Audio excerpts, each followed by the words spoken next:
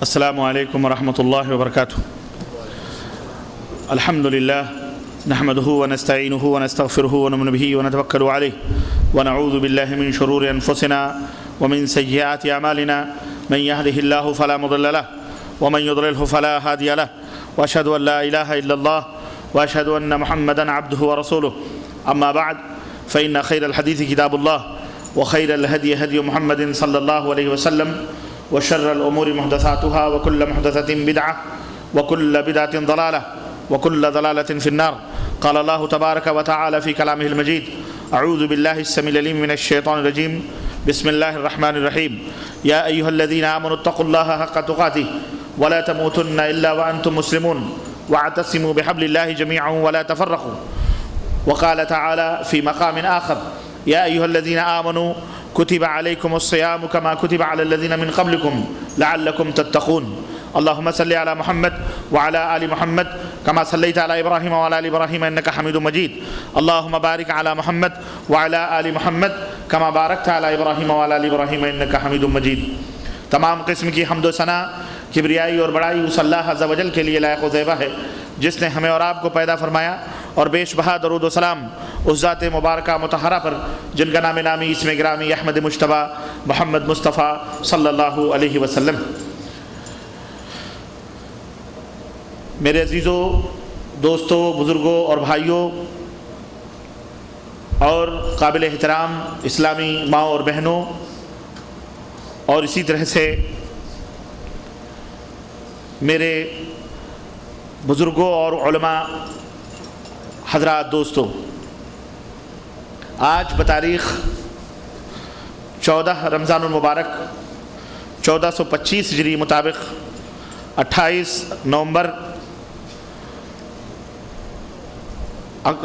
اکتوبر سن 2004 عیسوی کے اس اجلاس میں جو جامع علی بن ابی طالب الخبر منطقہ شرقیہ کے اندر منعقد ہوا ہے، جس موضوع پر آپ حضرات سے گفتگو کرنے کا شرف حاصل کر رہا ہوں، وہ موضوع ہے رمضان کا مطلوب مسلمان۔ رمضان کا مطلوب مسلمان۔ اللہ عز و جل سے دعا ہے کہ اللہ تبارک و تعالی ہمیں اور آپ کو اس موضوع کے بیان کرنے، سننے اور رمضان کا مطلوب، رمضان کا پسندیدہ مسلمان بننے کی توفیق عطا فرمائے، آمین یا رب العالمین۔ اور کہنے اور سننے سے زیادہ ہمیں عمل کی توفیق عطا فرمائے، آمین یا رب العالمین۔ دوستوں اور بھائیوں، ایسے مبارک لمحے زندگی کے اندر بار بار نہیں آتے، اور قبل اس کے کہ میں اور کچھ تفصیلات بیان کروں، میں شکریہ ادا کرنا بھول چکا ہوں۔ میں اللہ عز و جل کے شکر کے بعد میں اپنے ان احباب کا اور بھائیوں کا شکر ادا کرتا ہوں جو الخبر دمام کے رہنے والے ہیں، اور جنہوں نے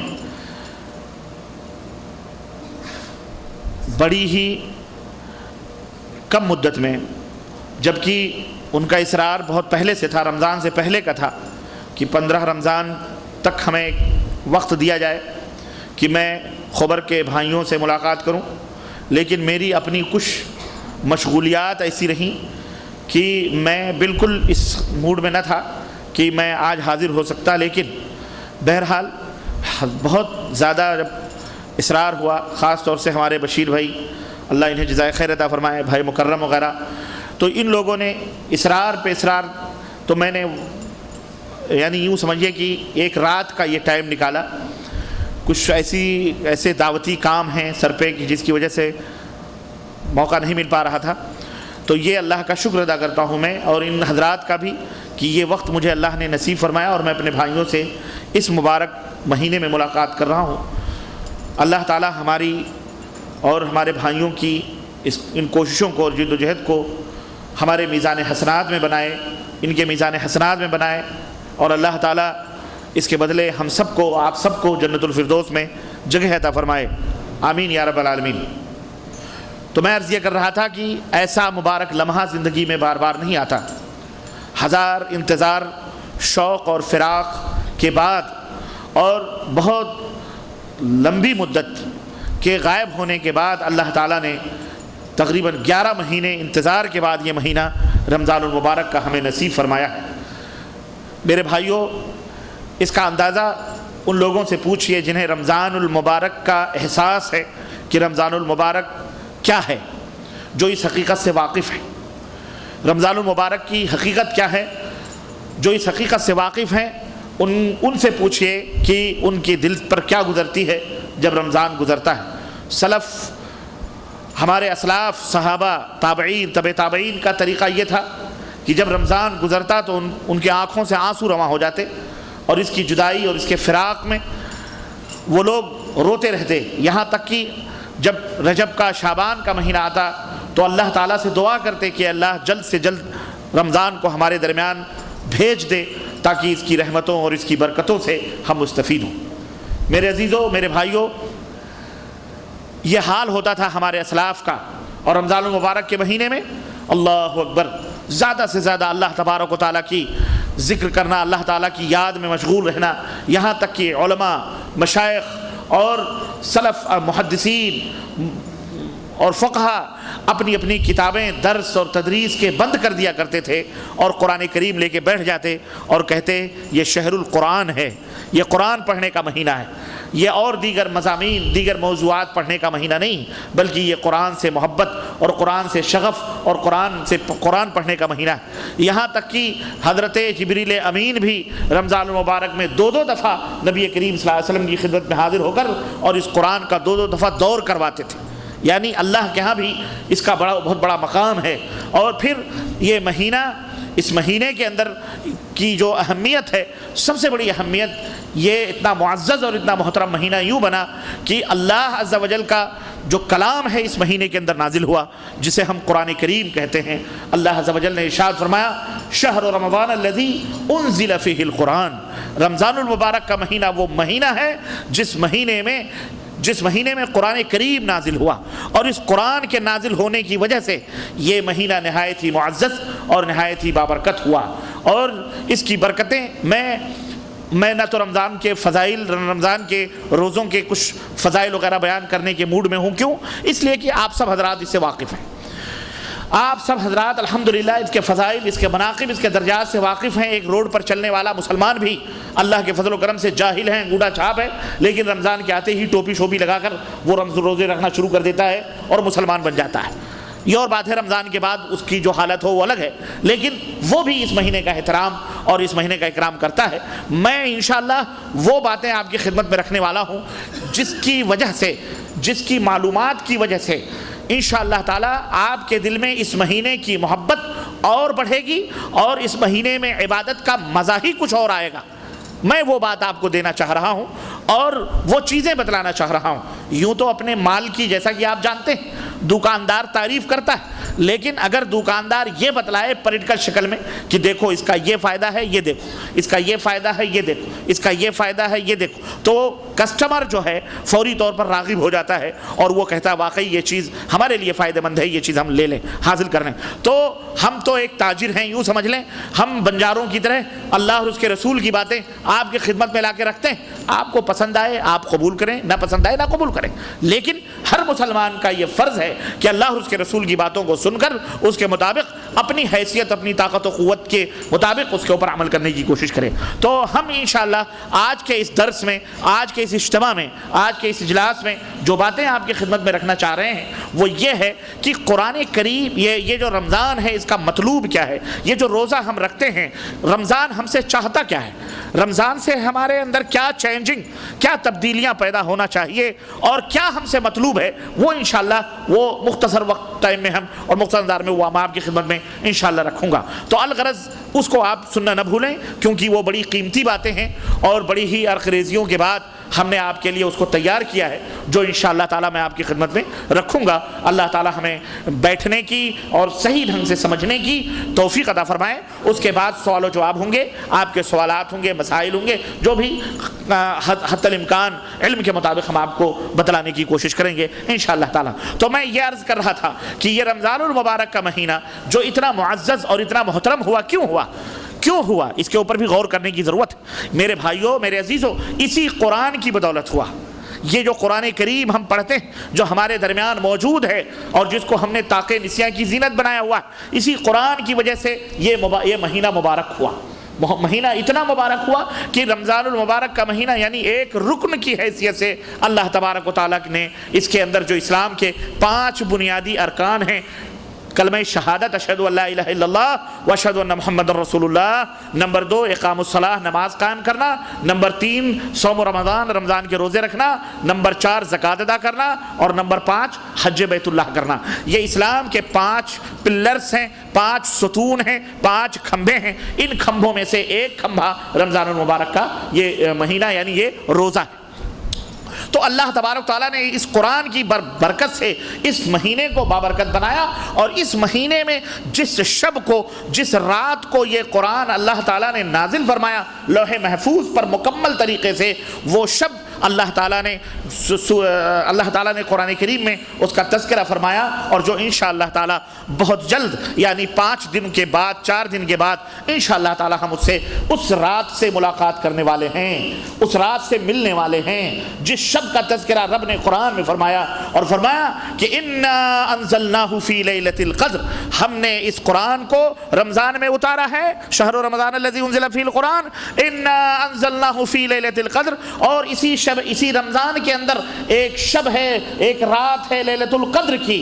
انا انزلناہ فی لیلۃ القدر، ہم نے مہینہ تو رمضان کا ہے اور رات لیلۃ القدر کی ہے۔ شب کون سی ہے؟ قدر والی شب ہے، لیلۃ القدر۔ وما ادراک ما لیلۃ القدر، اور تمہیں پتا ہے لیلۃ القدر کیا ہے؟ لیلۃ القدر خیر من 1000 شہر، لیلۃ القدر 1000 مہینوں سے زیادہ بہتر ہے۔ 1000 مہینے یعنی ایک بندہ 1000 مہینے عبادت کرے، اس عبادت کو ایک ترازو پہ رکھ دیا جائے، اور ایک بندہ اللہ تبارک و تعالیٰ کی بندگی اور اسے وہ رات مل جائے لیلۃ القدر کی، اور وہ ایک رات عبادت کر لے، تو یوں سمجھیے اس ایک رات کی اخلاص کے ساتھ اور اطاعت نبی کے ساتھ کی ہوئی عبادت جس بندے کو مل جائے، وہ 1000 مہینوں کی عبادتوں سے بہتر ہوتی ہے، جو انشاءاللہ بہت جلد آپ سے قریب ہونے والی ہے۔ وہ راتیں آنے والی ہیں، اللہ تعالیٰ ہمیں اس کی توفیق عطا فرمائے، اللہ تعالیٰ اس رات کو ہمیں عطا فرمائے۔ اس رات کو اللہ تعالیٰ نے غائب کر دیا ہے۔ ہاں، یہ نہ سوچو ہمارے ملکوں کے اندر، ہندوستان، پاکستان، بنگلہ دیش کے اندر جو مولویوں نے بندر بانٹ کری ہوئی ہے اور کہا بس ایک رات جاگ لو، وہ رات مل گئی، وہ 27ویں شب کو وہ تمام سب اعمال کر گزرتے ہیں جو کرنا چاہیے اور جو نہیں بھی کرنا چاہیے۔ نہیں، اللہ تعالیٰ نے اس رات کو 5 طاق راتوں کے اندر غائب کر دیا ہے۔ اللہ کے نبی کو بتلا دی گئی تھی وہ رات، لیکن پھر وہ اللہ کے نبی کو بھلا دی گئی، اور وہ 5 راتوں کے اندر 5 طاق راتوں میں وہ رات غائب ہے۔ اب وہ کون سی رات ہے؟ بعض مفسرین اور سلف یہ بھی کہتے ہیں کہ وہ رات تبدیل ہوتی رہتی ہے، کبھی 21ویں میں آتی ہے، کبھی 23ویں میں آتی ہے، کبھی 25ویں میں آتی ہے، کبھی 27ویں میں آتی ہے، کبھی 29ویں میں آتی ہے۔ وہ رات ہر سال تبدیل ہوتی رہتی ہے، اور مقصد اس کا صرف یہ ہے تاکہ میرے بندے اللہ میری عبادت، یعنی اللہ یہ چاہتا ہے کہ میرے بندے زیادہ سے زیادہ میری عبادت اور میری بندگی کریں اور زیادہ سے زیادہ ذکر اور اذکار کریں۔ المہم تو وہ رات بھی انشاءاللہ آنے والی ہے۔ اللہ تعالی ہمیں اس رات کو جاگنے اور اس رات میں قیام کرنے اور اللہ کی ذکر اور عبادت کرنے کی زیادہ سے زیادہ توفیق عطا فرمائے۔ اور اس رات جو ذکر سب سے زیادہ کرنی چاہیے وہ بھی میں آپ کو بتلاتا چلوں، پتہ نہیں زندگی ملے نہ ملے، پھر دوبارہ ملاقات ہو نہ ہو۔ اللہ ام المومنین حضرت عائشہ صدیقہ رضی اللہ تعالی عنہا نے نبی کریم صلی اللہ علیہ وسلم نے جب یہ فضائل بیان کیے اس رات کی، تو پوچھا اللہ کے نبی ہم اس رات کون سی دعا اللہ تعالیٰ سے کریں؟ تو اللہ کے رسول صلی اللہ علیہ وسلم نے فرمایا کہ عائشہ یہ پڑھا کرو کہ اللہم انک عفو تحب العفو فاعف عنی، اللہم انک عفو تحب العفو فاعف عنی. 3 کلمات ہیں، اس کو یاد کر لیں، یاد کروا دیں. اور اللہ کے نبی پوری رات جاگا کرتے تھے، اللہ کی عبادت و بندگی کرتے تھے، قرآن پڑھتے، ذکر کرتے، سبحان اللہ والحمدللہ ولا الہ الا اللہ، اللہ سے گریہ وزاری کرنا، دعا کرنا، یہ تمام سب چیزیں اس رات ہونی چاہیے. اور انشاءاللہ جو وہ آئیں گے علماء آپ کے سامنے انشاءاللہ اس کے فضائل، اس کے مناقب بیان کریں گے. تو غرض کہنے کا مطلب یہ ہے کہ جس مہینے میں یہ قرآن نازل ہوا وہ مہینہ معزز ہوا، اور جس رات یہ قرآن نازل ہوا وہ رات معزز ہو گئی. اور اللہ اکبر، میں آپ کو اور آگے لے کے چلوں میرے بھائیوں، میرے عزیزوں، جس شخصیت کے اوپر یہ قرآن اتارا گیا وہ شخصیت سب سے محترم اور سب سے معزز ہو گئی، اور وہ ذات مبارکہ ہے پیارے نبی، آخری نبی حضرت محمد الرسول اللہ صلی اللہ علیہ وسلم کی. اس قرآن کی بدولت تمام کائنات کے جتنے بھی انبیاء اور رسول ہیں سب میں افضل اور سب سے اعلیٰ ہمارے نبی حضرت محمد الرسول اللہ صلی اللہ علیہ وسلم ہیں. ان کے اوپر یہ قرآن نازل ہوا. اور اللہ اکبر، یہی وجہ ہے کہ اس نبی کے امتی ہونے کی وجہ سے، چونکہ یہ قرآن نبی کے اوپر نازل ہوا اور جس کے لیے یہ قرآن اتارا گیا وہ امت بھی تمام امتوں میں سب سے زیادہ افضل اور سب سے زیادہ اعلیٰ ہو گئی، اور وہ امت ہمارے آخری نبی حضرت محمد الرسول اللہ صلی اللہ علیہ وسلم کی ہے. یعنی جس میں ہم اور آپ ہیں، جس امت میں رہنے کے لیے اور انبیاء اور رسول بھی تمنا اور آرزو کریں. بھلا بتاؤ وہ امت کتنی معزز اور کتنی بابرکت ہوگی کہ نبی علیہ السلام ارشاد فرماتے ہیں ہم آئے تو سب سے آخر میں ہیں، لیکن جب میدان قیامت میں جنت میں جانے کی اجازت ملے گی تو سب سے آگے ہماری امت ہوگی، سب سے آگے ہماری امت ہوگی. اللہ تعالیٰ ہمیں انہی لوگوں میں سے بنائے اور اللہ ہمیں اہل جنت میں سے بنائے.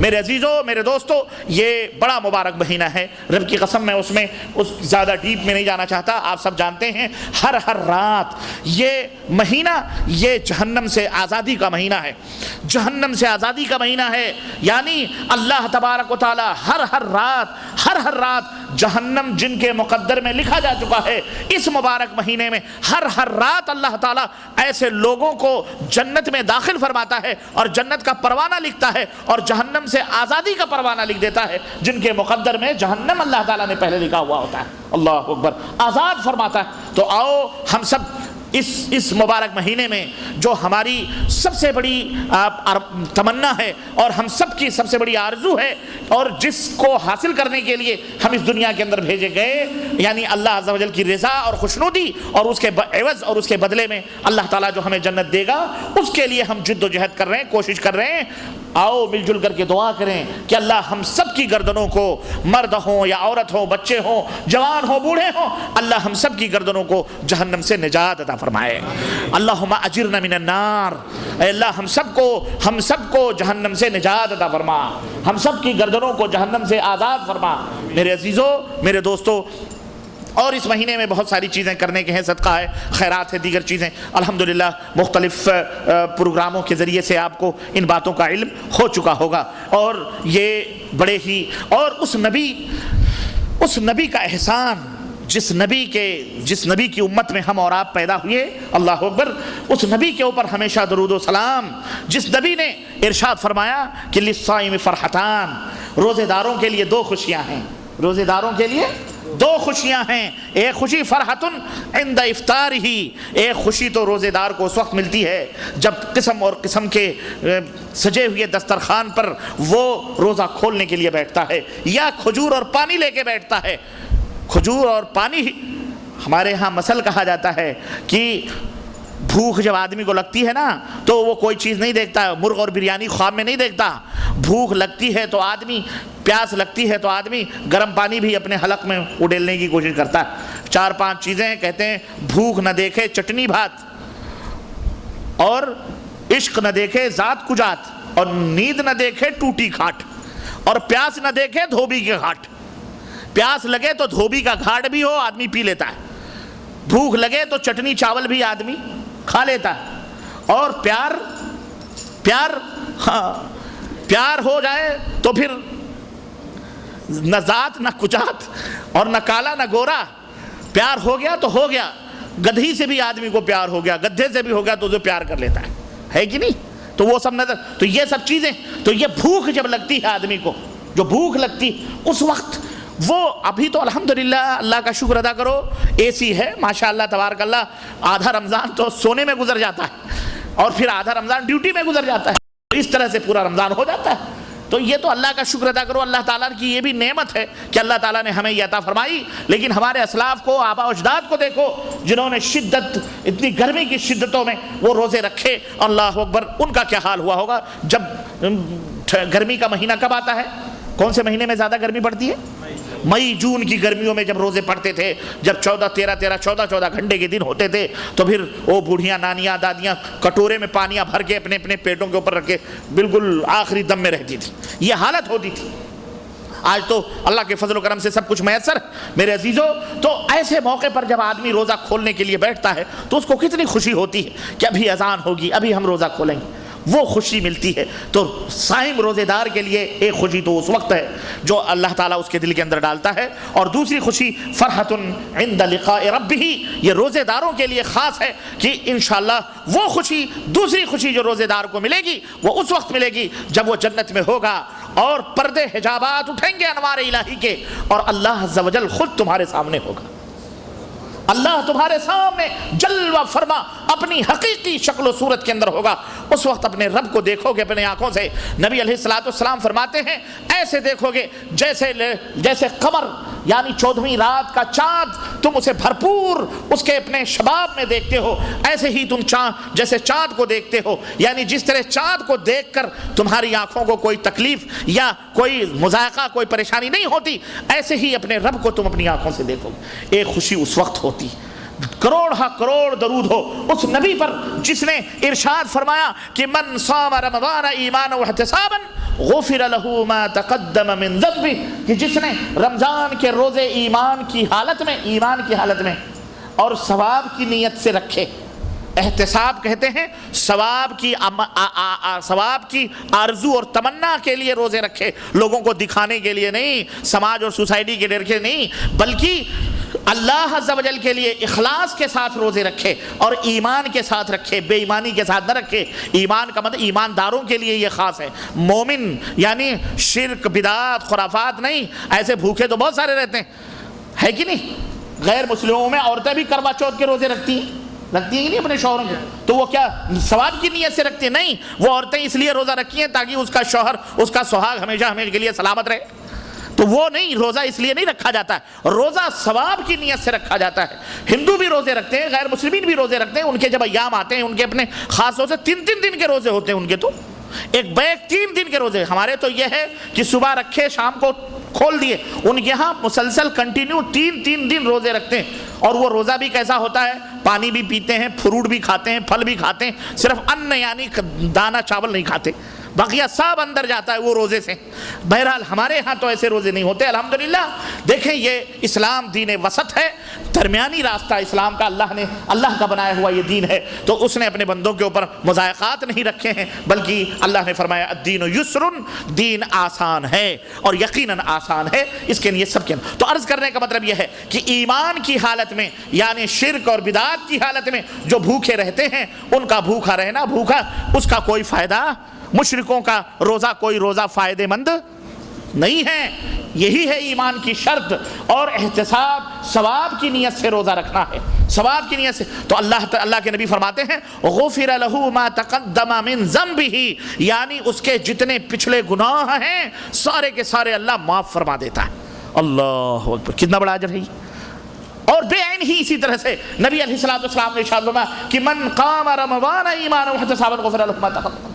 یہ تو روزے کی فضیلت ہے. اور اس شب کے اندر قیام کرنے کی جو فضیلت ہے اس کے بارے میں اللہ کے نبی نے فرمایا کہ اس کو بھی جو ایمان کی حالت میں اور ثواب کی نیت سے قیام اللیل کرے، صلاۃ اللیل پڑھے، تہجد پڑھے، ہے نا، اس کو کیا ثواب؟ اس کے بھی پچھلے تمام گناہ معاف ہو جاتے ہیں. یعنی دن کو روزے رکھنا اور رات کو قیام اللیل کرنا. اب بعض لوگ کسی بیماری کی وجہ سے روزے نہیں رکھ پاتے تو اس کا یہ مطلب نہیں ہے کہ قیام اللیل چھوڑ دیں، نہیں، یہ ایک الگ عبادت ہے اور وہ ایک الگ عبادت ہے. روزے بعض لوگ کسی مجبوری کے ساتھ نہیں رہ پاتے تو اس کا مطلب یہ نہیں کہ قیام اللیل چھوڑ دیں. قیام اللیل پڑھنا چاہیے، وہ ایک الگ عبادت ہے اور اس کا اجر اور اس کا ثواب بھی متحقق ہے انشاءاللہ تعالی. اور جتنی نیت، جیسی نیت ویسی برکت. اور کروڑ ہا کروڑ درود اور سلام ہو اس نبی برحق پر جس نے ارشاد فرمایا کہ ان فی الجنت بابا یقال له الریان، کہ جنت میں کتنے دروازے ہیں؟ ماشاءاللہ، جنت میں 8 دروازے، یاد رکھو نہ جانے کس دروازے سے گھسنے کا چانس ملے، گھس جاؤ. اللہ تعالی ہمیں توفیق عطا فرمائے، بولو آمین. ہاں جہاں سے ملے چانس گھس جاؤ، اللہ دیکھتا رہے. اللہ اکبر. واللہ وہ دن بڑا عجیب و غریب ہوگا. اللہ اکبر. اللہ سے دعا کرو کہ اللہ تعالی ہمیں جنت کے زمروں میں سے رکھے، جنتیوں کے زمروں میں سے رکھے. ورنہ ایسے لوگ بھی ہوں گے، اللہ اکبر، جنہیں اللہ کے حبیب فرماتے ہیں کہ نبی کی امت کے لوگ ہوں گے. ہاں عیسیٰ، موسیٰ، نوح دیگر امتوں سے نہیں بلکہ ہمارے نبی کی امت کے لوگ ہوں گے، جنہیں جماعت در جماعت جہنم کی طرف ہکالا جا رہا ہوگا. جیسے ایک جو بھیڑیا چرانے والا بھیڑوں کو ہکالتا ہے، بکری چرانے والا بکریوں کو ہکال کر کے اپنے منزل کی طرف لے کے چلتا ہے، ایسے ہی فرشتے کچھ لوگوں کو ہکال کر کے جہنم کی طرف لے جا رہے ہوں گے، حالانکہ وہ نبی علیہ السلام کی امت کے ہوں گے، مسلمان ہوں گے. اللہ کے رسول صلی اللہ علیہ وسلم دیکھیں گے، پہچانیں گے. اوہ کیسے پہچانیں گے؟ اللہ کے نبی فرمائیں گے اصحابی اصحابی، ارے یہ میری امت کے لوگ ہیں، میری امت کے لوگ ہیں. اللہ کے نبی کو کیسے معلوم ہوگا؟ سوال ہوا تھا نبی علیہ السلام سے، صحابہ نے پوچھا موسیٰ کی امت ہوگی، عیسیٰ کی امت ہوگی، عرب لوگ ہوں گے میدان محشر میں. اللہ کے نبی آپ اپنی امت کو کیسے پہچانیں گے؟ تو پیارے نبی نے فرمایا، اللہ اکبر، فرمایا سنو کیسے میں پہچانوں گا. جس طرح کالے کلوٹے، کالے رنگ کے گھوڑے جو ہوتے ہیں نا، کالے رنگ کے گھوڑے، سارے کالے رنگ کے گھوڑے کھڑے ہوں اور اس میں کچھ گھوڑے ایسے ہوں جن کی پیشانیوں پہ سفیدی، ان کے اپنے پیروں پہ سفیدی، اور ان کے پیروں کے گھٹنوں پر سفیدی اور پیشانیوں پہ سفیدی ہوگی. تو جس طرح سے وہ گھوڑا تمام کالے گھوڑوں میں نمایاں نظر آئے گا، ایسے ہی میں اپنی امت کو دیکھوں گا کہ تمام امتوں میں میری امت کے جو لوگ ہوں گے، وضو کے جو اعضاء جسم میں، وضو کے جو اعضاء ہیں، وضو بنانے کی وجہ سے وہ اعضاء اس میں چمک رہے ہوں گے، میں پہچان لوں گا یہ میری امت کا آدمی.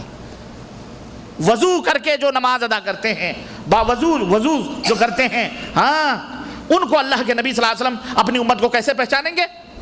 بولو آثار وضو سے، آثار وضو ان کے جسم پہ نمایاں ہوں گے. یہ خصوصیت نبی کی امت کو حاصل ہے اور کسی امت کو حاصل نہیں ہوگی. یہی وجہ اللہ کے نبی فرماتے میں ایسے پہچان لوں گا.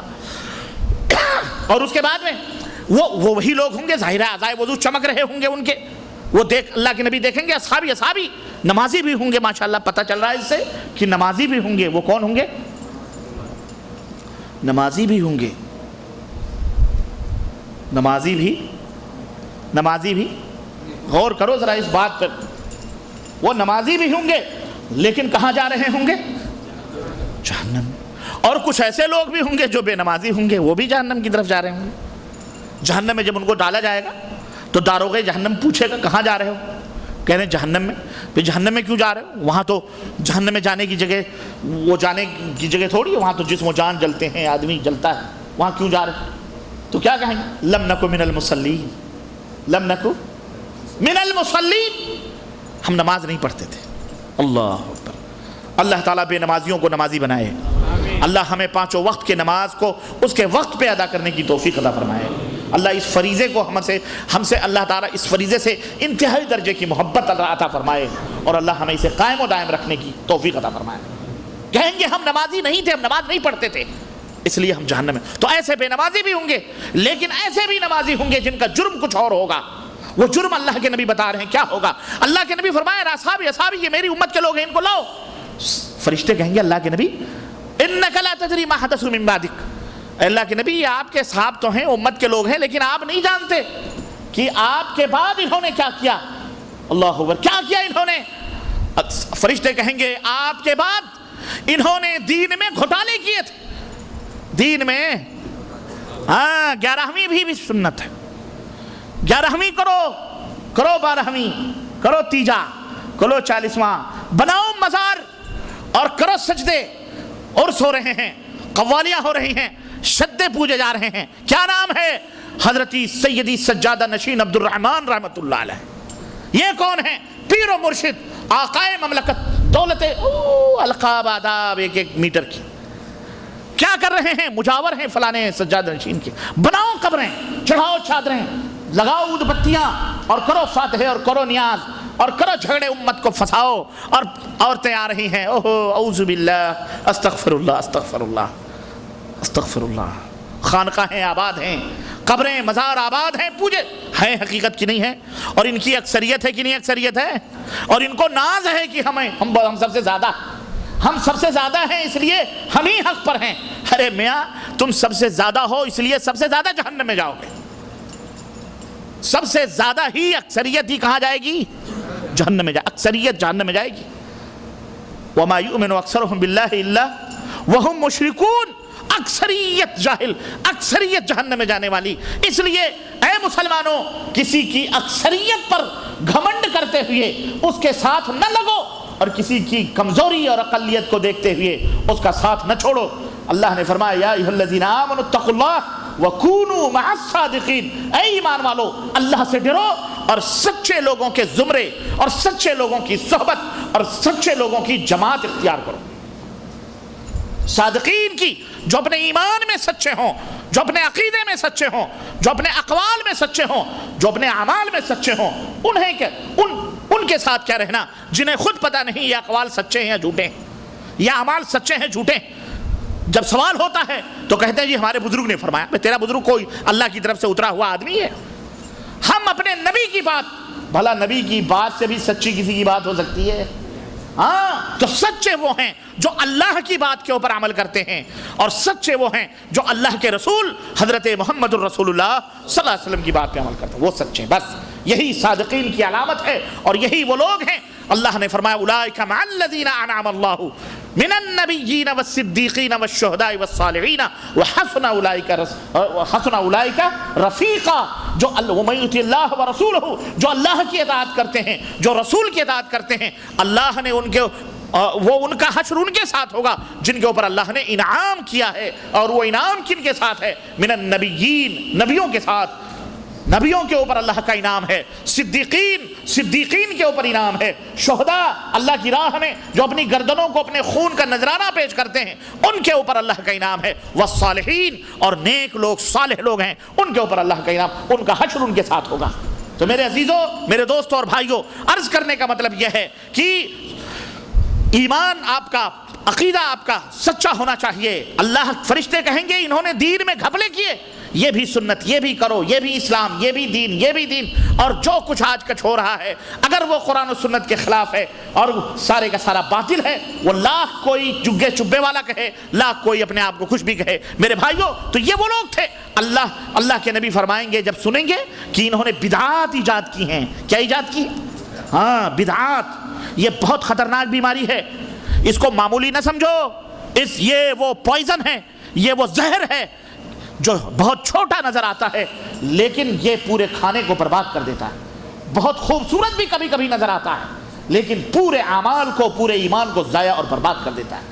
یہ بدعت، یہ بہت خطرناک ہے تو چھوٹی چیز اور کبھی کبھی بڑی بھی اس میں ہوتی، اس لیے اس کو حقیر نہ سمجھو میرے بھائیوں، اس کو حقیر نہ سمجھو میرے عزیزوں، بلکہ اللہ سے توبہ کرو کہ آپ کو خالص سنت کے اوپر عمل کرنے کی اللہ توفیق عطا فرمائے اور بدعت سے اللہ تعالیٰ محفوظ رکھے۔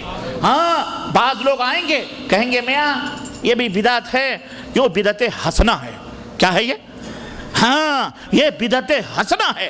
ان سے کہو آج سے پہلے ہم نے کسی سنڈاس کو اچھا نہیں سمجھا، تمہارے منہ سے سن رہے ہیں کہ سنڈاس بھی اچھا ہوتا ہے، پیخانہ بھی کوئی اچھا ہوتا ہے، پیشاب بھی پاک ہوتا ہے۔ اللہ کے حبیب فرمائے کل بدعت ضلالہ، ہر بدعت گمراہی۔ تب کہیں گے چشمہ پہننا بھی بدعت، آپ نے یہ جو ٹی شرٹ پہنا یہ بھی بدعت، آپ جو پینٹ پہنے یہ بھی بدعت، آپ نے جو یہ پولیسٹر کے کپڑے پہنے یہ بھی بدعت۔ تو فلاں نے اس کو کہو بیٹا تجھے پتہ ہی نہیں بدعت کس کو کہتے ہیں۔ اس کا مطلب یہ ہے کہ تو بدعت تو کر رہا ہے لیکن تجھے خود پتہ نہیں بدعت کیا ہے۔ بدعت اس لیے یہ بھی سن لو، اللہ کے نبی فرماتے ہیں، ام المومنین عائشہ صدیقہ رضی اللہ تعالی عنہا اس حدیث پاک کی راویہ ہیں۔ امام بخاری نے اپنی صحیح میں اس حدیث کو نقل کیا، امام مسلم نے بھی دوسرے لفظ سے اپنے صحیح میں نقل کیا۔ ام المومنین فرماتی ہیں کہ نبی کریم صلی اللہ علیہ وسلم فرمایا کہ من احدث فی امرنا هذا ما ليس منه فهو رد، ہمارے لائے ہوئے اس دین میں امر مانے کیا ہے؟ حکم، امر مانے حکم، دین کے معنی میں بھی آتا ہے۔ ہمارے لائے ہوئے اس دین میں کوئی بھی شخص جو نئی بات کا اضافہ کرے، ہمارے لائے ہوئے اس دین میں کوئی شخص نئی بات کا اضافہ کرے، فہو ردن، نئی چیز ایجاد کرے، فہو ردن، تو وہ چیز بھی، وہ عمل بھی بدعت ہے اور وہ شخص بھی مردود ہے۔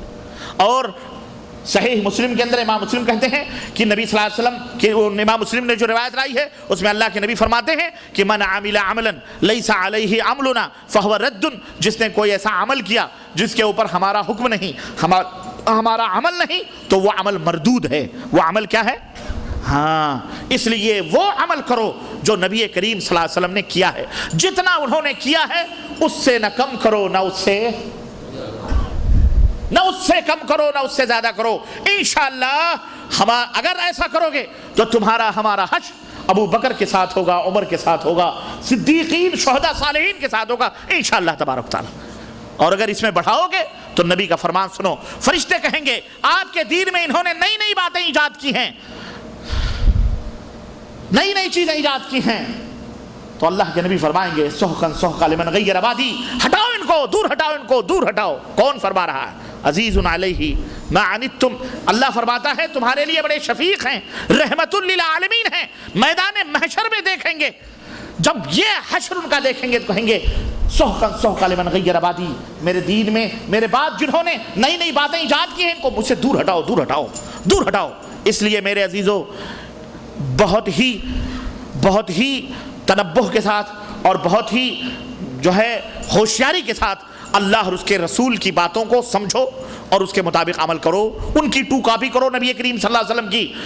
ایرو گیرو نتھو خیرو جمن سبراتی الانے فلانے، کوئی بھی بات کریں، کوئی بھی معراج ربانی یا فلانی یا ڈھکانی، جب بھی کوئی دین کی بات ہو آپ کا یہ فرض ہے، یہ گریبان پکڑ کے پوچھو کہ جناب علی آپ نے جو یہ بات بتلائی ہے یہ ہمارے نبی کی کس حدیث سے ثابت ہے، ہمارے نبی کا کون سا فرمان ہے، ہمارے اللہ کا فرمان ہے، ہمارے نبی کا فرمان ہے، بتاؤ کہاں ہے، کس جگہ ہے، کیسے۔ اگر معراج ربانی آئیں بائیں مارنے لگے اور کہے جی یہ بزرگوں نے فرمایا، یہ اتنے بڑے علامہ ہیں، یہ اتنے بڑے شیخ الحدیث ہیں، یہ اتنے بڑے حضرت جی ہیں، تو اتنے بڑے اعلیٰ حضرت، کہیں حضرت جی کی پوجا ہوتی ہے تو کہیں اعلیٰ حضرت کی پوجا ہوتی ہے۔ امت میں دو ٹائپ کے لوگ بھی ہیں، جزاک اللہ خیر بیٹے، سمجھ رہے ہیں، کہیں حضرت جی ہوتے ہیں، کہیں اعلیٰ حضرت ہوتے ہیں۔ سنا کرو، سب اس دنیا کے اندر ہمارے ملکوں کے اندر سب کچھ ہوتا ہے، اور کیا کچھ نہیں ہوتا ہے آپ لوگ جانتے ہیں۔ جس طرح سیاسی پارٹیاں پلٹیاں مارتی ہیں، ایسی دینی پارٹیاں بھی خوب پلٹیاں مارتی ہیں، دیکھ رہے ہیں آپ دنیا کے اندر۔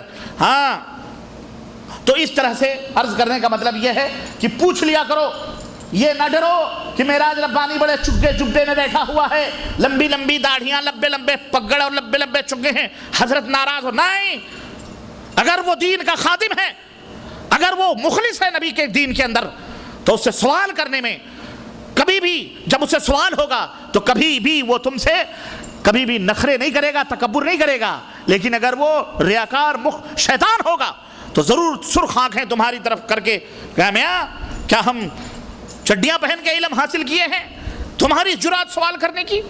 یا اس کے چمچے دو چار لگے ہوں گے، ارے حضرت نے فرمایا یہی دلیل ہے، تم آئے ہو حضرت سے سوال کرنے کے لیے؟ ایسے کر کے تم کو ٹرخا دیں، یہ سمجھ جاؤ یہ شیطان، یہ سمجھ جاؤ یہ کون ہے۔ ہاں، اللہ اور اس کے رسول کی جو بات بتلائیں وہ حق پر ہیں، اللہ اور اس کے رسول سے جو ادھر ادھر کانا تانی کریں اور کہیں بھی حضرت نے بھی فرمایا ہے، فلانے حضرت نے کیا بغیر قرآن حدیث کے پڑھا سمجھا دیا، تو حضرت ذمہ دار ہوں گے نا۔ آپ کیا اللہ تعالیٰ کے ہاں یہی کہہ کے چھوٹ جائیں گے کہ ہم نے تو فلانے حضرت کی بات مان لی تھی، تو اے اللہ کیا حضرت بغیر قرآن حدیث کے بات کریں گے؟ اللہ تو یہ تو نہیں مانے گا نا، اللہ کے ہاں تو یہ دلیل نہیں چلے گی۔ اللہ تو یہ فرمائے گا ہم نے جو حضرت بھیجا تھا، اللہ اکبر، اس حضرت وہ جو سب سے اعلیٰ، آج امتیوں میں اعلیٰ بنا لیا گیا، اعوذ باللہ، وہ امام اعظم حضرت محمد رسول اللہ صلی اللہ علیہ وسلم، ہم نے اس کو کیوں بھیجا تھا؟ ہم نے اس کو کیوں بھیجا تھا؟ صرف مدد پکارنے کے لیے، یا رسول اللہ المدد، اسی لیے بھیجا تھا کہ جب تمہیں کوئی مصیبت آئے تو اس کو پکار لیا کرو اور وہ مصیبت دور کر دیا کرے، اسی لیے ہم نے نبی کو بھیجا تھا۔ نبی آیا کیوں تھا؟ استغفر اللہ، وہ اللہ تعالیٰ کے ہاں دلیل نہیں چلیں گی۔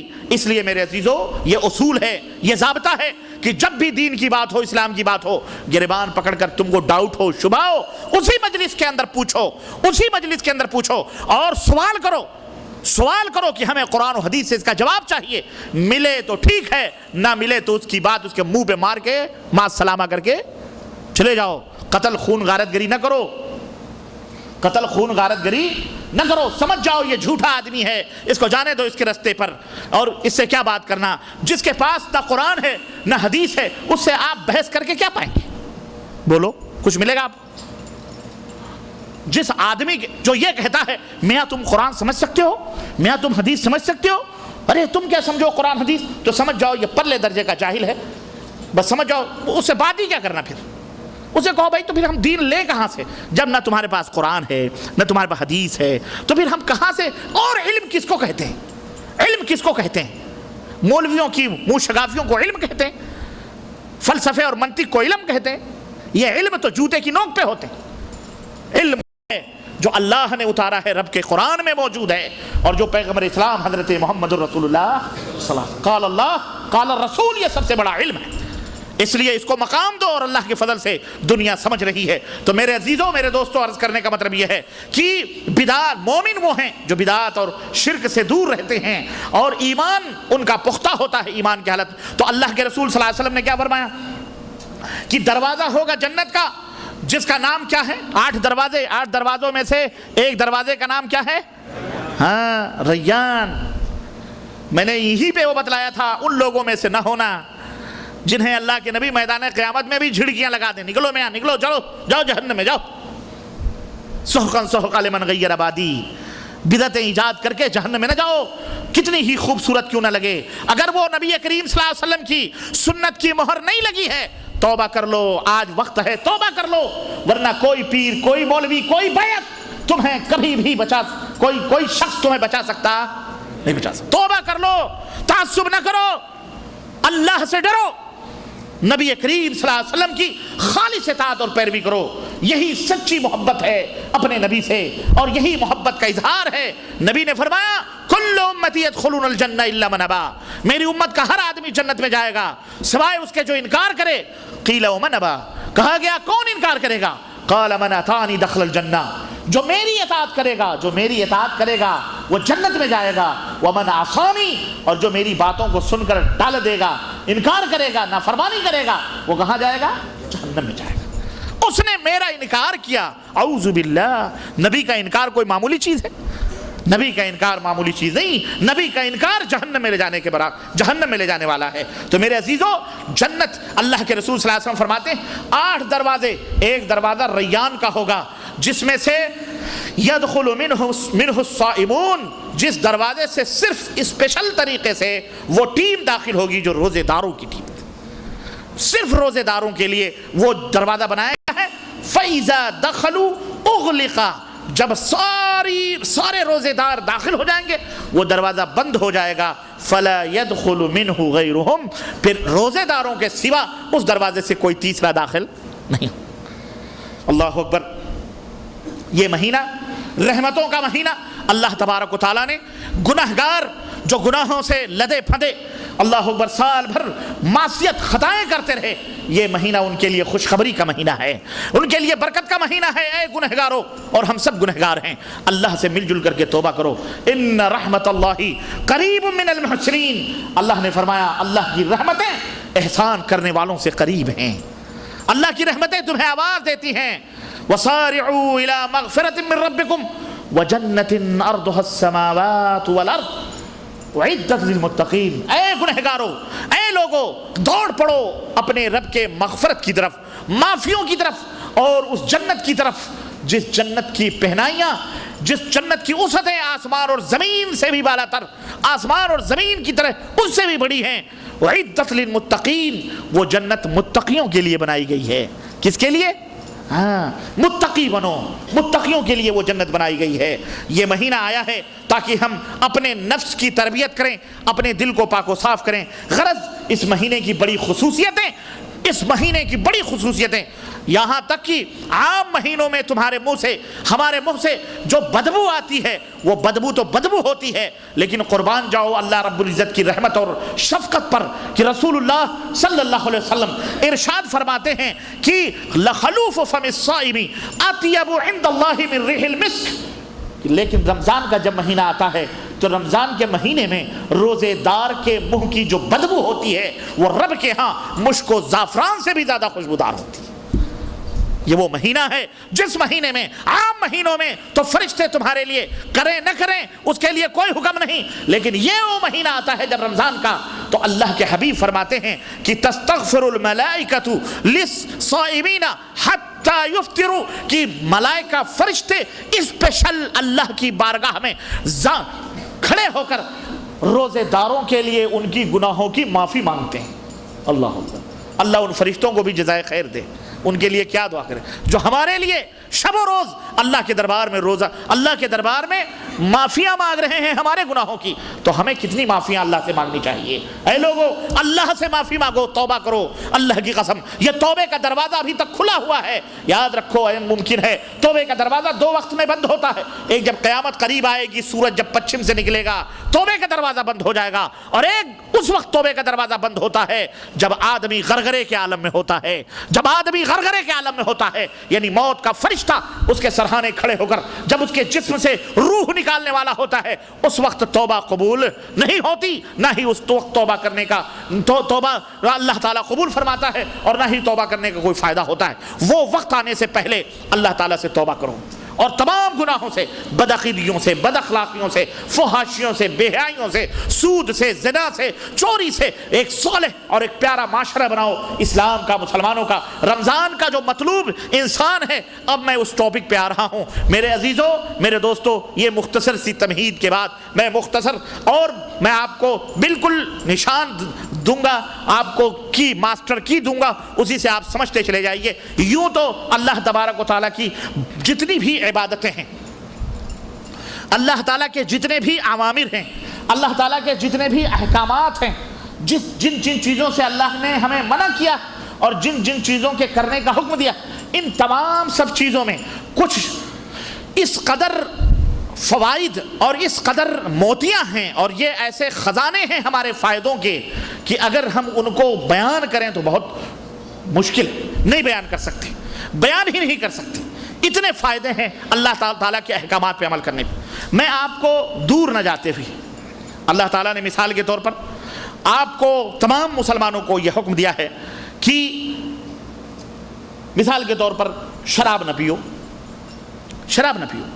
اب ایک آدمی سوچتا ہے شراب نہ پیو، شراب نہ پیو کیا ہے، شراب نہ پیو اس میں کیا نقصان ہے؟ لیکن ایک شرابی سے پوچھو، خود معاشرے اور سماج سے پوچھو، صرف مسلمانوں ہی سے نہیں، غیر مسلموں سے بھی پوچھو کہ شراب کے کیا نقصانات ہیں۔ آپ کو ایک فہرست مل جائے گی کہ جب آدمی شراب پی لیتا ہے، اللہ کے نبی صلی اللہ علیہ وسلم نے ام الخبائث، تمام خباثتوں اور تمام برائیوں کی ماں، مدر قرار دیا ہے۔ شراب کیا ہے؟ یہ ماں ہے تمام برائیوں کی۔ آدمی نے شراب پی لیا، نشے کی حالت میں برائیاں کیسے ہوتی ہیں؟ واقعہ ہوا بھی، ایک آدمی نے کہا اس میں کیا برائی؟ کہا دیکھو یہ کیسے برائیوں کی ماں ہے۔ اس نے شراب پی، جب اس نے شراب پی تو پھر کسی حسین اور خوبصورت لڑکی نے اسے دعوت دی، وہ اس کے گھر کے اندر گیا، جناب علی، یا شراب پی تو دعوت نہیں، چوری کرنے کے لیے کسی کے گھر میں گھسا، اور جب کسی کے گھر میں چوری کرنے کے لیے گھسا تو چوری کی تو دیکھا کہ خوبصورت لڑکی بھی ہے، تو لڑکی نے دعوت دی یا خود ہی زبردستی اس کے ساتھ بلاತ್ಕಾರ بھی کیا، زنا بھی کیا، اور پھر اس ڈر سے کہ کہیں وہ پکڑا نہ جائے اس کو قتل بھی کر دیا۔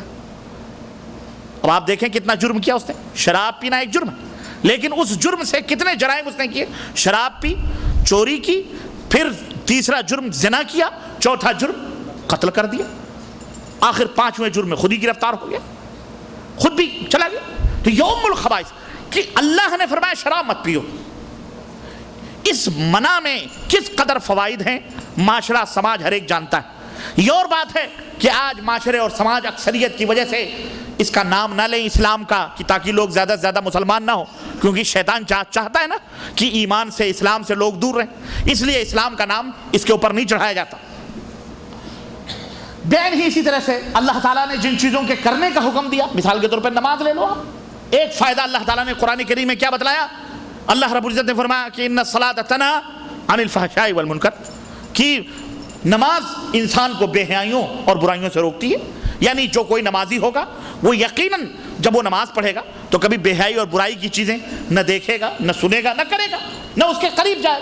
سوچے گا میں تو اللہ کے ابھی پھر ظہر مثال کے طور پر ظہر کی نماز پڑھ کے گیا، اگر وہ برائی کی طرف راغب ہوا سوچے گا ابھی اللہ کے دربار میں ہمیں حاضر ہونا ہے عصر کے وقت، اور اللہ سے ابھی ہم نے معاہدہ کیا ہے کہ ہم اللہ کی عبادت کرتے ہیں، بندگی کرتے ہیں، اس کے حکم کی تعمیل کرتے ہیں، پھر یہاں حکم کو توڑیں، یہ کیسے ہو سکتا؟ آدمی سوچے گا، غور کرے گا تو انسان برائیوں سے بچے گا. غرض جتنی بھی عبادتیں ہیں ہر عبادت کے اندر کوئی نہ کوئی بھلائی، کوئی نہ کوئی خیر اس کے اندر پوشیدہ ہے. یہ اور بات ہے کہ ہم اس کو جانیں یا نہ جانیں. ہمیں بعض چیزوں کا علم ہے اور بعض چیزوں کا علم نہیں. اب یہ روزہ مثال کے طور پر اگر میں پانچوں جو ارکان اسلام ہیں اگر میں ان کے فوائد بیان کرنے لگوں تو بہت ٹائم چاہیے. صرف رمضان کی مناسبت سے روزے کے تعلق سے میں آپ کو بتاؤں کہ روزہ جو ہم رکھتے ہیں اس کا ہمارے اوپر کیا اثر ہوتا ہے اور اس میں کتنی تربیت کے جوہر اور خزانے موجود ہیں، اور رمضان اس روزے کی وجہ سے ہمیں کیا ٹریننگ دینا چاہتا ہے، کیا فکر دینا چاہتا ہے،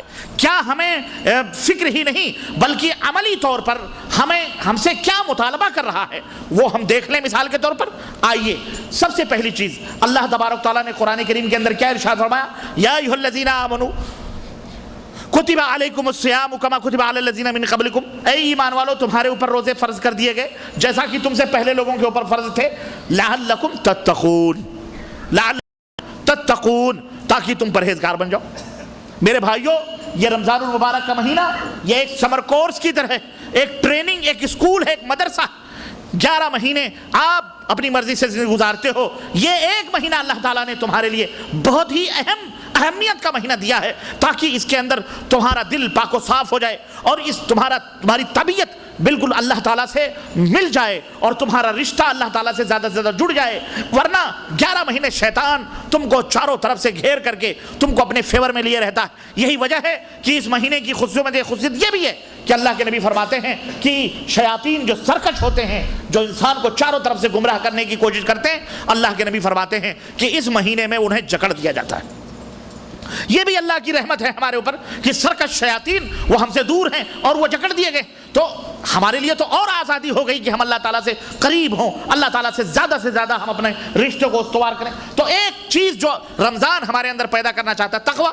اللہ نے فرمایا تاکہ تم متقی بنو.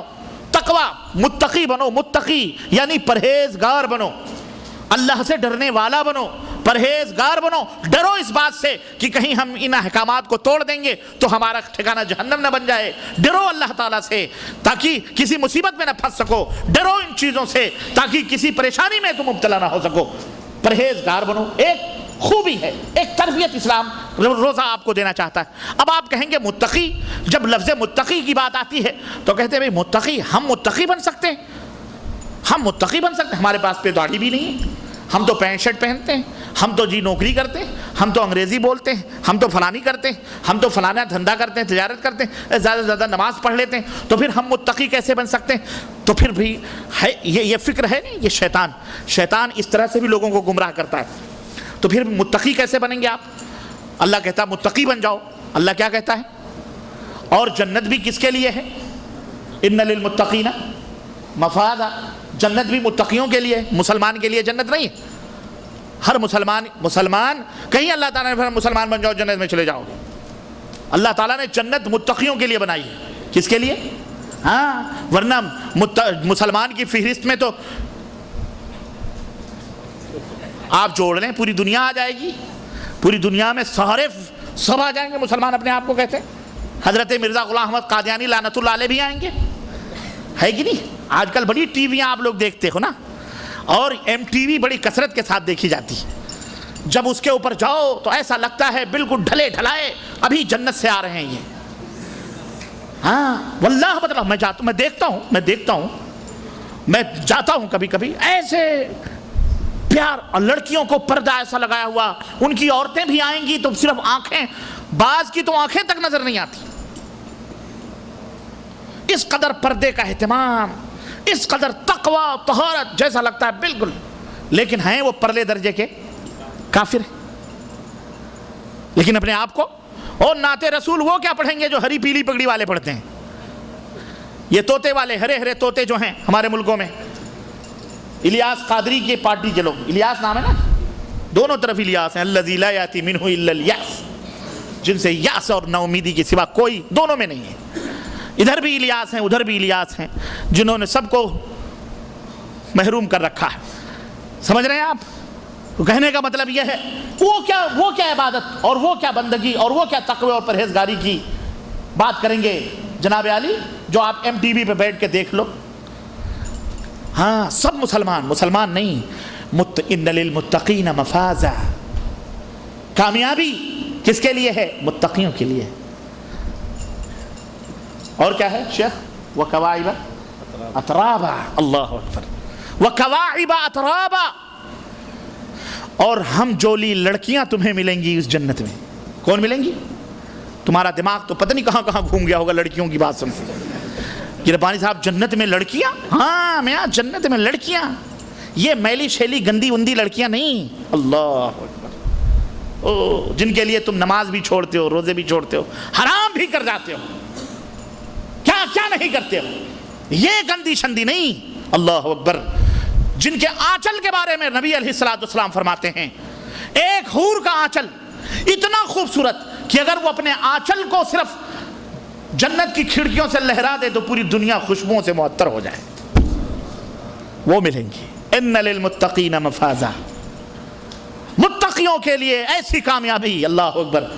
وکواعب اترابا, وہ ہم جولی ملی جلی بالکل. قواعد, کعب کس کو کہتے ہیں معلوم ہے؟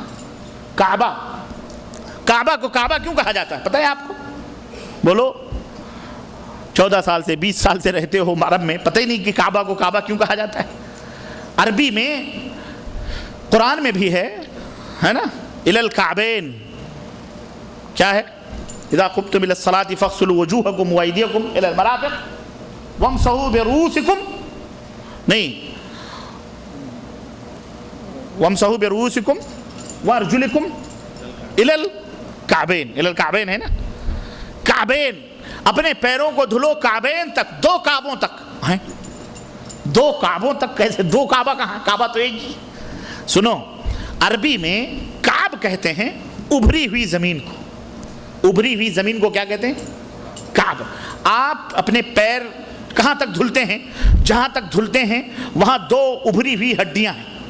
ٹٹولیے پریکٹیکل شکل میں تاکہ یقین آ جائے ہیں بھی کہ نہیں ہیں. ہاں ورنہ بعض لوگ مسافے کے وقت انگوٹھے کی ہڈیاں ٹٹولتے ہیں.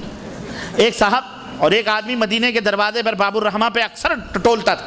تو کسی نے پکڑا, کہا یار یہ جو تم مسافہ کرتے ہو تو مسافہ کرتے وقت یہ کیوں ٹٹولتے ہو ہڈی؟ کہتے ہیں ہمارے حضرت نے فرمایا ہے ٹٹولا کرو, جس کے انگوٹھے کی ہڈی نہیں ہوگی وہی خضر علیہ السلام ہوں گے. تو وہ خضر کی جستجو اور تلاش میں بیچارہ کیا کر رہا ہے؟ انگوٹھے کی ہڈیاں ٹٹول رہا ہے. تو اقبال نے کہا تھا نا, کیا تقلید کی روش سے, تقلید کی روش سے تو بہتر ہے خودکشی. تقلید کی روش سے تو بہتر ہے خودکشی. رستہ بھی ڈھونڈ اور خضر کا سودا بھی چھوڑ دے. اللہ اکبر. رستہ بھی ڈھونڈ.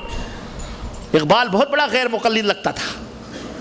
رستہ بھی ڈھونڈ اور خضر کا سودا بھی چھوڑ دے. یعنی خضر کا سودا لے لے کے تو گھوم رہا ہے کہ خضر علیہ السلام آ کے ہماری رہنمائی کریں گے جنگل میں, جیسے بہت سارے یاروں کی رہنمائی کرتے ہیں. بہت سارے یار بھوکے مرتے ہیں تو باقلہ کھلاتے ہیں. خضر علیہ السلام آ کے کیا کھلاتے ہیں؟ بولو. خضر علیہ السلام کی نمازوں کا ٹائم ٹیبل بھی بتایا گیا کہ فجر کے وقت مکہ میں پڑھتے ہیں, ظہر کی نماز مدینے میں پڑھتے ہیں, عصر کی نماز بیت المقدس میں پڑھتے ہیں, اور مغرب کی نماز طور سینا پہ پڑھتے ہیں, اور عشاء کی نماز ہاں پتہ سد سکندری پہ پڑھتے ہیں. خضر علیہ السلام یہ پورا ٹائم ٹیبل ہے ان کا ملاقات کرنا. اسی لیے یہ ڈھونڈتے ہیں خضر کو مدینے میں, مکے میں ڈھونڈتے ہیں کہ کہیں خضر سے ملاقات نہ ہو جائے. نشانی بتلائی ہوئی ہے کہ ان کے ہاتھ میں انگوٹھے میں ہڈی نہیں ہوتی. استغفر اللہ. یہ ظالم یہ ایسے ہی مر جائیں گے, ایسے ہی سڑ سڑ کے جہنم میں جائیں گے, ورنہ توبہ کرو اللہ تعالیٰ سے. ایسے بدعتی محدث, اپنے آپ کو محدث کہنے والے, بدعتیوں کے شیخ, اپنے آپ کو شیخ الحدیث کہلانے والے, استغفر اللہ, تمہیں کہاں کہاں گمراہ کر رہے ہیں. توبہ کرو اور اجالے میں آؤ, روشنی میں آؤ. وہ روشنی جو مکے سے نکلی, مدینے سے نکلی, وہ روشنی جو فوران کی چوٹی سے پیغمبر اسلام حضرت محمد رسول اللہ صلی اللہ علیہ وسلم جسے پوری کائنات روشن. اب کب تک تم انڈین پاکستانی ملاؤں ملک چکروں میں پھنس پھنس کے مرو؟ سڑ گئے واللہ سڑ گئے، جاہل مطلق. اور ان مدرسوں میں جو پڑھائی ہوتی ہے ہمیں پتہ ہے، کبھی کبھی میں ذکر کرتا ہوں تو مولویوں کی نگاہیں میرے اوپر چڑھ جاتی، یار یہ اپنے پول کیوں کھول رہا ہے؟ میں کہتا ہوں اس لیے کھول رہا ہوں ظالموں کہ تم نے ہمیں بھی گمراہ کیا تھا، ہمیں بھی خوب سڑایا تھا ذلیلو. اب ہم تو اللہ نے ہمیں بچا لیا تو اپنے بھائیوں کو کیوں سڑنے دیں؟ دل کٹتا ہے بڑے بڑے دارالعلوموں کے ٹائٹل لگا لگا کر کے گمراہ کرتے اور کہتے ہیں اسلام اسلام. اسلام کہاں ہے؟ اسلام تو کب کا چلا گیا. ابھی جس کے دامن میں نہ قرآن ہو نہ نبی کا فرمان ہو وہ کون سا اسلام پیش کر سکتا ہے؟ قادیانی بھی کہتا میں اسلام پیش کرتا ہوں، کرتا ہی نہیں کرتا. آپ دیکھو نعت سرور رسولاں کیسے تیز آواز میں کتنے اچھے انداز میں پڑھتے ہیں، وہ تراویح کی نماز سنتے ہیں باقاعدہ، حرم کی ٹی ویوں پہ لاتے ہیں بھائی، فتوے آتے ہیں. اور ایک اس ملا مر گیا، وہ ملا اس کا پتہ نہیں کیا نام تھا، ابھی ایک دوسرا ملا اس کا وہ بنا ہوا ہے قادیانیوں کا. اس کا انٹرویو میں سن رہا تھا ٹی وی پر. وہ کہتا ہے کہ انگلینڈ کے اندر 90% یہ لوگ رہتے ہیں ہمیں کافر کہنے والے مسلمان، اور 10% ہم ہیں، 10% ہم لوگ ہیں. بلکہ وہ کہتا ہے 95 ہم 5% ہیں انگلینڈ میں، لیکن ہماری کانفرنس ہوتی ہے 25 سے لے کر کے 40,000 تک لوگ ہمارے ہالوں میں ہوتے ہیں، اور گھر کے دروازوں پر تالے لگ جاتے ہیں. اور یہ جو 95% اپنے آپ کو مسلمان انگلینڈ میں کہتے ہیں، یہ لوگ 95% ہیں، لیکن ان کی کانفرنس جا کے دیکھ لو مشکل سے 500 نہیں تو 3,000 4,000 سے زیادہ پبلک نہیں ہوتی. دلیل کیا؟ اس نتیجہ کیا نکال رہا ہے؟ کہہ رہا ہے یہ اس بات کی دلیل ہے کہ ان کے لوگوں کے دل اسلام سے محبت نہیں کرتے، ہمارے اپنے اسلام سے محبت کرتے ہیں، گھروں پہ تالے لگا کے آ جاتے ہیں. اور صحیح بات ہے، یہ حال ہے میرے بھائیوں.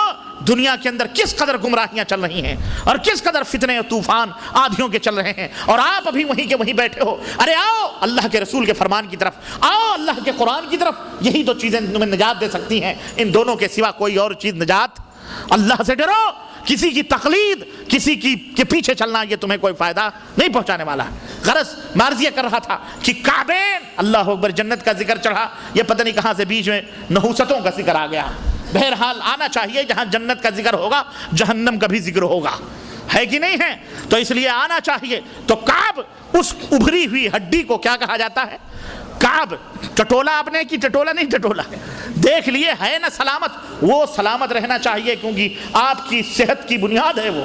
تو وہ کعب ہے، ابھری ہوئی، 2 ابھری ہوئی ہڈیاں، وہاں تک پیروں کو دھلنا ہے. کعبہ اس لیے کہا جاتا ہے کہ وہ جب سے اللہ تعالیٰ نے اس جگہ کو مقدس بنایا، جب سے وہ ابھرا ہوا ہے، ابھری ہوئی جگہ ہے نا، تو اللہ تعالیٰ نے تو وہاں کعبہ ہے. یہاں آپ کے 2 ابھری ہوئی ہڈیاں ہیں، اس لیے اس کو کعبین کہا گیا. اس لیے اس کو کیا کہا گیا؟ کعبین کہا گیا. اب یہاں نہ کوئی مولوی کہے ارے کعبہ کو اور لوگوں کے پیروں کے ہڈیوں کو میں ربانی نے ایک بنا دیا، یہ گستاخی ہے. تو بے غیرت، تو جاہل ہے، عربی عجمی گونگا، تجھے پتہ ہی نہیں ہے تو تجھ سے کیا بحث کرنا. ہم ایک نہیں بتا رہے، ہم لفظ کی کیا کر رہے ہیں، بال کی کھال نکال کر بھائیوں کو سمجھا رہے ہیں جو نہیں سمجھ پا رہے ہیں. ٹھیک ہے. اور یہاں اللہ نے فرمایا وَكَوَاعِبَ، ایک جگہ کعبین ہے، ایک جگہ کعبہ ہے، اور یہ کوائب اتراوا ہے. اللہ ہوگا. یہ کوائب کیا ہے معلوم ہے؟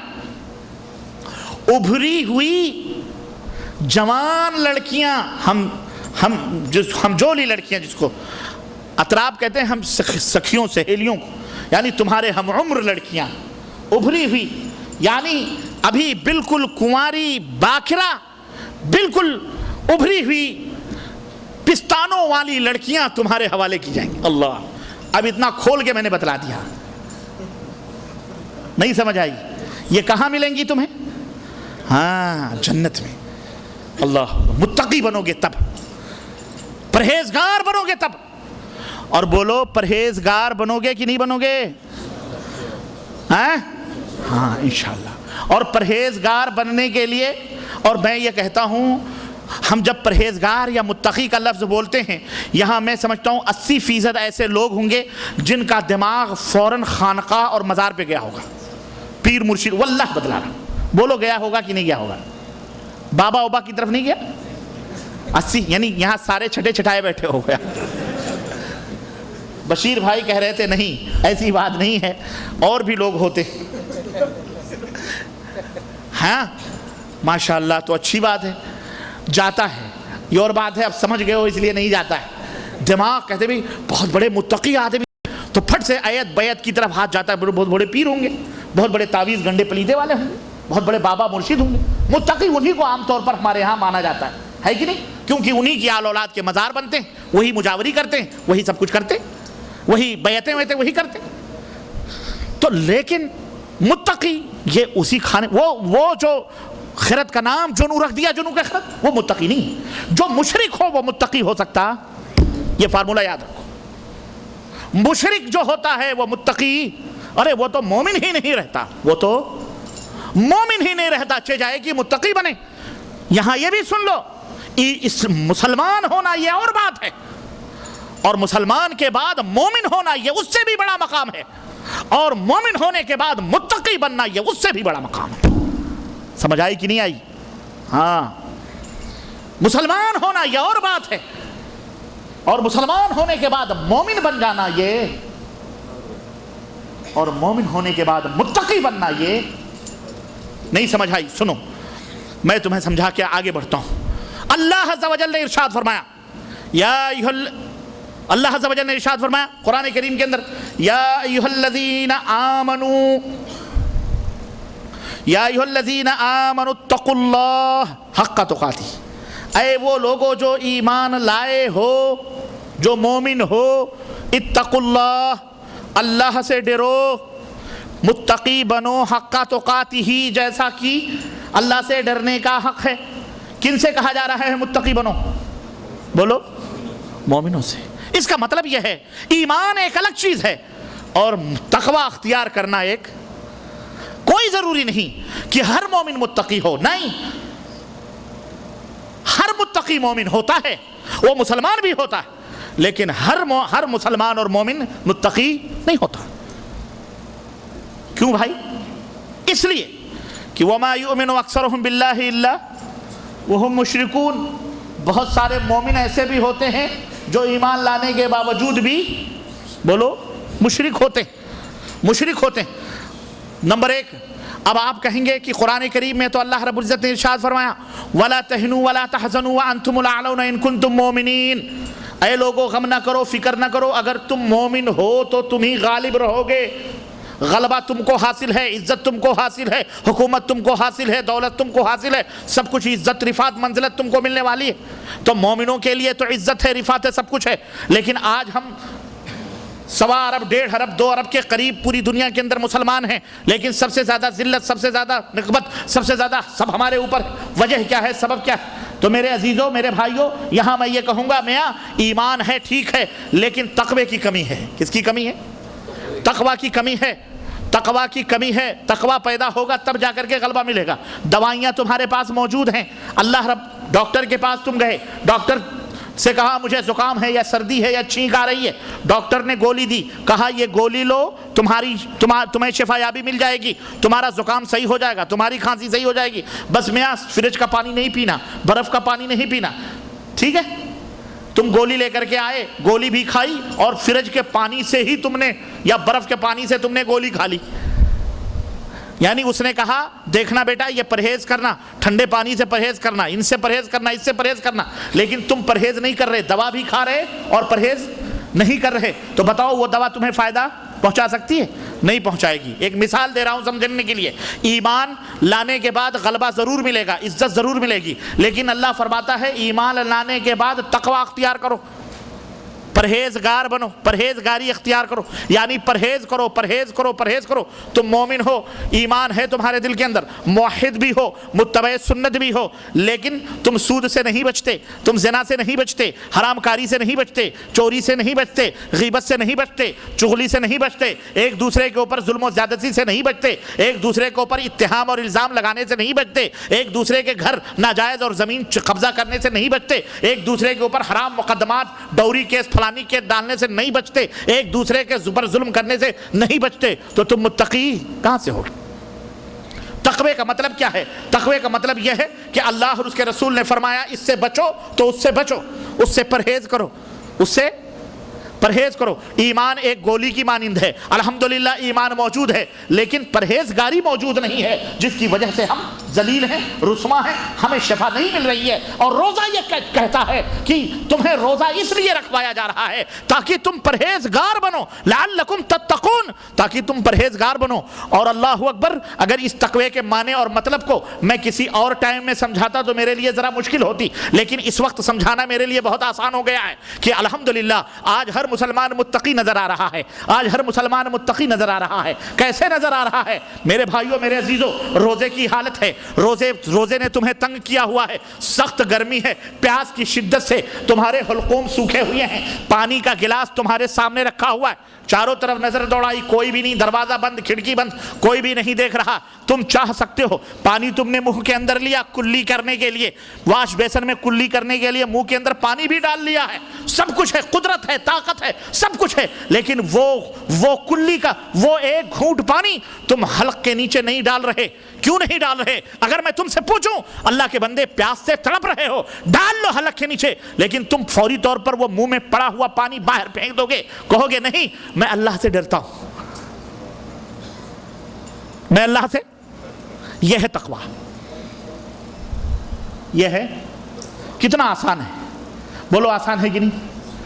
مجاوری کرنا تقوی نہیں، قبروں پر چادر چڑھانا تقوی نہیں، بیعت کرنا تقوی نہیں، مرشدی کرنا تقوی نہیں، قادری بننا تقوی نہیں، چشتی بننا تقوی نہیں، قبر بوسی کرنا تقوی نہیں، کسی پیر پگاڑے کے دامن سے وابستہ ہونا تقوی نہیں، تعویذ گنڈے پلیتے کرنا تقوی نہیں، ادھر ادھر کی خرافات کرنا تقوی نہیں، شرک کرنا تقوی نہیں۔ تقوی وہ ہے جسے اللہ اور اس کے رسول نے منع کیا ہے۔ آدمی قدرت رکھتا ہے، طاقت رکھتا ہے اس ممنوع چیز کے کرنے پر، لیکن اس وقت اس کے ہاتھ رک جاتے ہیں، پاؤں رک جاتے ہیں اس کام کے کرنے سے۔ کیوں؟ اس کے دل، اس کا ضمیر یہ کہتا ہے کہ اس کا مالک دیکھ رہا ہے۔ یہ ہے تقوی۔ سمجھ آئی کہ نہیں آئی؟ کتنا آسان ہے مفہوم؟ میرے بھائیوں، نماز پڑھنے کو دل نہیں کہتا، سوئے ہوئے ہو، اذان کی آواز آئی ہے، لیکن تمہارا دل یہ کہتا ہے میرا مالک دیکھ رہا ہے، میں کروٹیں بدل رہا ہوں، میرا دل یہ کہہ رہا ہے میاں سو جاؤ بہت سردی ہے، ارے سو جاؤ کہاں جاؤ گے، پریشان ہو جاؤ، لیکن اس وقت تمہارا دل کہے میرا مالک دیکھ رہا ہے۔ یہ ہے اٹھ کے بسترے سے ٹھنڈے پانی سے وضو کر کے جاؤ مسجد کے اندر، یا نہیں تو اپنے کمرے میں نماز ادا کر لو۔ یہی کیا ہے؟ تمہارے پیروں میں تمہاری بیوی، تمہارے بچے تڑپ رہے ہیں بھوک سے، پیاس سے، کہنے والے کہہ رہے ہیں کہ میاں بینک سے لون لے لو، سود لے لو، ترقی ہو جائے گی، کھا لو، ہم تمہیں دے دیتے ہیں سود کے اوپر پیسے، لیکن تقوی یہ کہتا ہے کہ میاں یہ مر جائیں مر جانے دو، یہ تڑپ جائیں تڑپ جانے دو، لیکن ہم وہ کام نہیں کریں گے جس کا گناہ ماں سے ہم بستری کرنا ہو یا ماں سے زنا کرنے کے برابر ہو۔ سمجھ آئی کہ نہیں آئی؟ اسی کا نام کیا ہے؟ تقوی۔ سجی سوری بیوی تمہارے کمرے میں خوشبوؤں سے معطر بیٹھی ہوئی، تمہیں دعوت نظارہ نہیں بھی دے رہی، وہ بھی روزے دار ہے بیچاری، کمرہ بند ہے، میاں بیوی نئی شادی ہوئی ہے، تم کچھ بھی کر سکتے ہو، کوئی بھی نہیں دیکھ رہا، لیکن اس وقت اپنی بیوی کے قریب بھی تم نہیں جا رہے، اس سے بوس و کنار نہیں کر رہے۔ کیوں؟ اس لیے کہ تمہیں خوف ہے، تمہیں ڈر ہے کہ تمہارا اللہ تمہیں دیکھ رہا ہے، تمہارا روزہ فاسد ہو جائے گا۔ یہی تقوی ہے۔ تو بتاؤ سارے متقی ہوئے کہ نہیں ہوئے؟ میرے بھائیوں، واللہ الدین یسر، دین نہایت ہی آسان ہے۔ اللہ کی قسم اگر اس کو سمجھ جاؤ، زندگی کا مرحلہ، زندگی کے تمام مراحل طے ہیں، انشاءاللہ متقی بنو گے، اور جب متقی بنو گے تو جنت تمہارا انتظار کریں گے۔ وعدت للمتقین، وہ جنت جس کی پناہیاں آسمان و زمین سے بھی کہیں زیادہ ہیں، اللہ نے فرمایا وعدت للمتقین، ہم نے اسے متقیوں کے لیے بنایا ہے۔ بولو اب تو تمہارا دماغ پیر پگاڑوں کی طرف نہیں جائے گا جب متقی کا لفظ بولا جائے گا۔